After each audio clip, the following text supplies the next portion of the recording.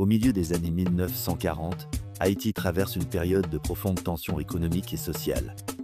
Derrière une apparente stabilité politique se cache une réalité beaucoup plus sombre, celle d'un peuple confronté à la pauvreté, aux inégalités et à un système qui semble servir davantage les intérêts étrangers que ceux de la nation. Après la fin de l'occupation américaine en 1934, de nombreux Haïtiens espéraient voir émerger un État véritablement souverain, capable de défendre les intérêts du pays et d'améliorer les conditions de vie de la population. Pourtant, ces espoirs se heurtent rapidement à une réalité décevante.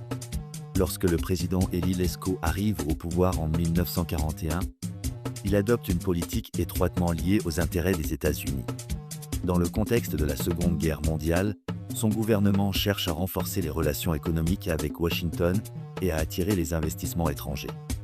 Cependant, ces politiques profitent principalement aux élites urbaines, aux grandes entreprises et aux intérêts américains présents dans le pays. Dans les campagnes, la situation est tout autre. Les paysans haïtiens, qui constituent alors la majorité de la population, sont confrontés à des conditions de vie extrêmement difficiles. Les revenus agricoles stagnent, les infrastructures rurales sont négligées et l'accès à la terre demeure limité pour une grande partie de la population. À mesure que les richesses se concentrent entre les mains d'une minorité privilégiée, le fossé entre les classes sociales se creuse davantage. Le mécontentement grandit. Les ouvriers dénoncent leurs faibles salaires. Les étudiants réclament davantage de liberté. Les intellectuels critiquent la corruption et la dépendance économique du pays. Dans les journaux, les voix de l'opposition deviennent de plus en plus audibles malgré la censure imposée par le régime. Une nouvelle génération d'écrivains, de journalistes et de militants commence alors à remettre en question l'ordre établi. Inspirés par les idéaux de justice sociale, de démocratie et de souveraineté nationale, ils dénoncent un système qu'ils jugent injuste et déconnecté des réalités du peuple haïtien. À la fin de l'année 1945, la colère n'est plus confinée aux campagnes ou aux cercles intellectuels. Elle s'étend à l'ensemble du pays. Les étudiants des grandes écoles deviennent l'avant-garde du mouvement.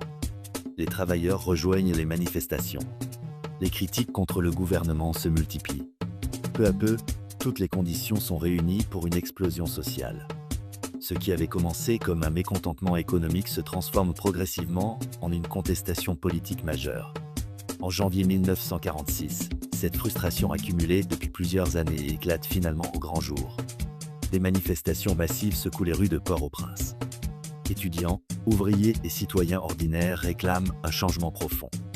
Face à une opposition grandissante et à la perte du soutien de plusieurs secteurs clés de la société, le régime d'Élie Lescaut vacille. La révolution de 1946 est en marche. Et avec elle s'ouvre un nouveau chapitre de l'histoire d'Haïti, marqué par l'espoir d'une société plus juste, plus démocratique et plus indépendante.